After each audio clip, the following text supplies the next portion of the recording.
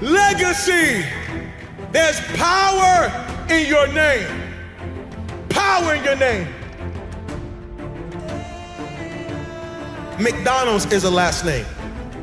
Abercrombie and Fitch, last names. Armani is a last name. Baskin Robbins is a last name. Chrysler is a last name. Fisher Price, Gucci, Hennessy, Harley Davidson, Hilton, Honda, Kohl's, Kraft Foods, Lowe's Movie Theater, Marriott is a last name. Maybach is a last name. Nordstrom is a last name. Pillsbury is a last name. Porsche is a last name. Procter & Gamble, 2 last names. Rolls Royce, Charles Rolls, Henry Royce, last names.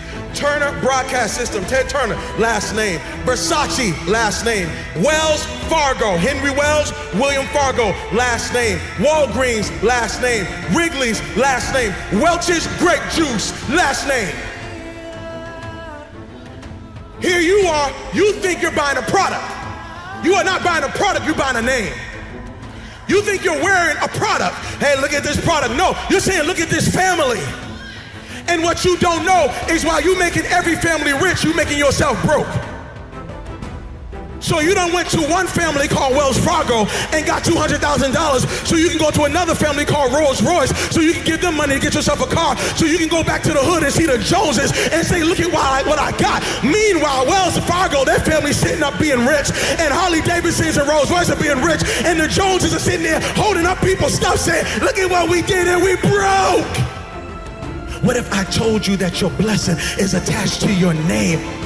That part of the reason why you're not wealthy yet is because you keep trying to make Yolanda wealthy. You keep trying to make Tasha wealthy. What if you made Johnson's wealthy? What if you started thinking about your kids? What if you started thinking about your legacy? What if God started dropping Canaan and opening up windows of heaven? Because now you're not just thinking about you, you're thinking kingdom. There are some people who are attached to you who are saying, Mama, can you do something with this name? There's some people who are saying, Dad, can you do something with this name? Maybe God gave you the name to change and reverse some of the stuff that the name meant one day. I wish there was somebody in this room that said my name might mean one thing right now, but I promise after today, this name's getting ready to change. I promise after today, everybody's gonna want my last name. I'm here to let you know you are a curse breaker. You're thinking kingdom. You are not just getting married, you're breaking a curse. You are not just graduating from college, you're breaking a curse. You are not just getting out of high school, you're breaking a curse. You are not just saved, you're breaking a curse. And everybody around you is about to be blessed because of what God's getting ready to do in your life.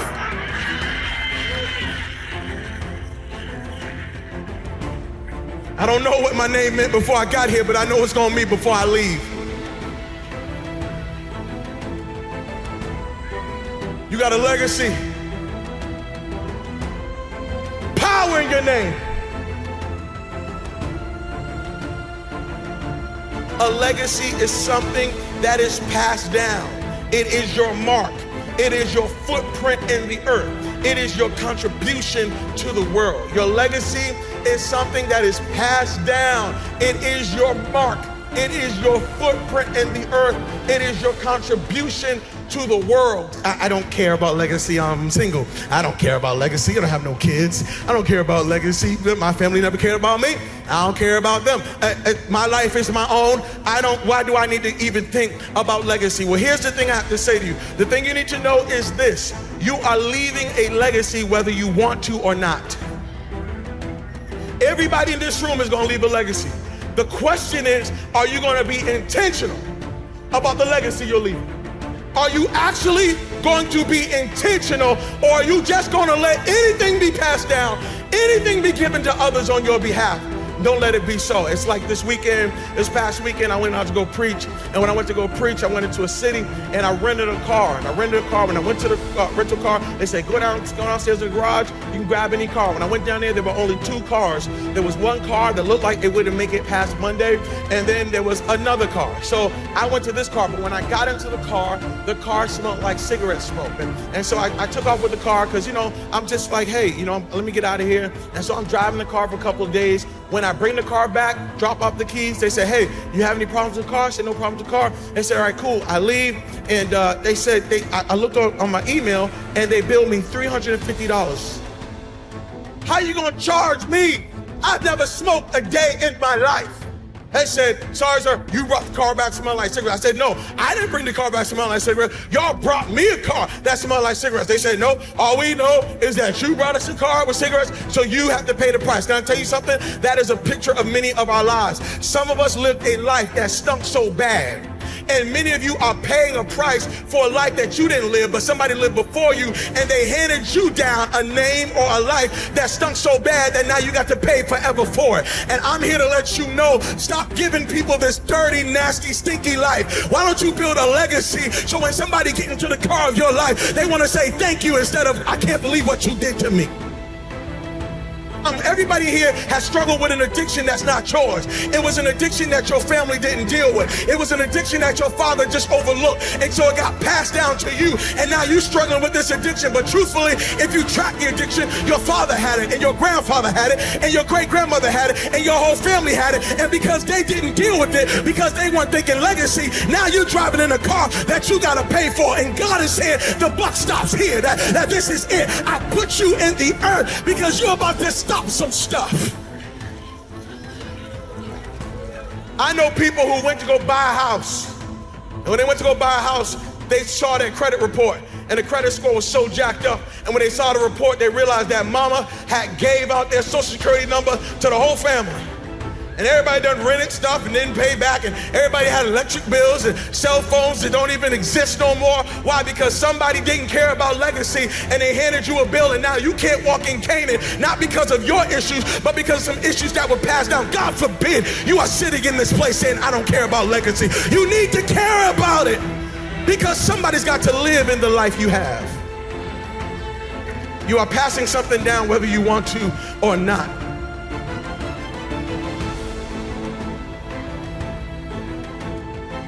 Why are you the only one who knows how to make that apple pie everybody loves? Why are you the only one who knows how? So you mean to tell me, can't nobody else make that sweet potato pie recipe but you? So you're gonna just die and you're not gonna tell nobody what the secret was? Even Colonel Sanders left his secret. Now come on now. Even Colonel Sanders said, yeah, I make some good chicken, but when I'm gone, y'all gonna keep making it. What I'm saying to you is, why is it that you're the only one? So you own all this real estate and you didn't share that with nobody. You're not gonna tell nobody how to do that. You're the only successful marriage in your family. You're not gonna tell nobody. You're gonna hoard this information so you can be the only one who wins. You have lost. You have lost. You have lost.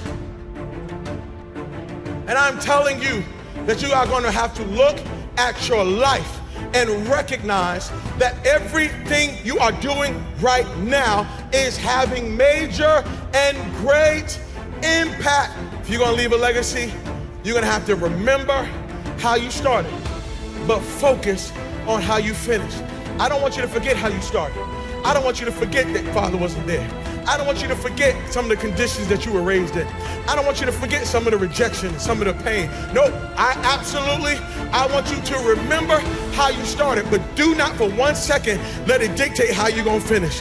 There's somebody in this room saying, Pastor, I don't understand. I hear you, but this sermon got me all messed up. I was feeling good. And then you done preached this sermon, and now I'm thinking about the 60 years of my life I've wasted. I'm thinking about the 60 years of hurt I caused. I'm thinking about the 60 years of stuff I did. I got some college student who's sitting here saying, Pastor, I wish I heard this word in my junior year in high school. I wish I heard this word in my sophomore year in high school, because I did some stuff as a sophomore that I'm still paying for now. I did some stuff as a senior that I'm still paying for now. Can I tell you something? Your yesterday may have been jacked up, but God knows how to take the old and make it new. I came to preach to somebody today and let you know your first 60 years was jacked up, but your next 60 days, God says, I will turn it into such impact. I will give it such greatness that you won't even remember some of the stuff that you jacked up. Legacy is built now, but experienced later. If you are going to leave a legacy, you got to start building now. I'm talking to college students, okay? Don't wait. Oh, when I graduate, in 4 years, I'm just going to live it up. And then when I graduate, I'm gonna be free. I'm gonna get serious about my life. Can I tell you something? I know 40-year-olds who are living under the consequence of things they did from 18 to 22.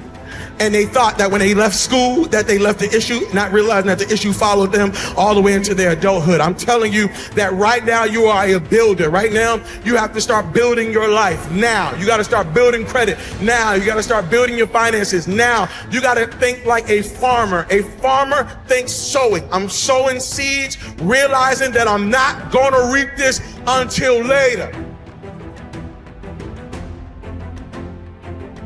Your last name is bigger than your first name. I don't care how you got your name, but you need to be living for your last name. Your first name is about you, but your last name is about us.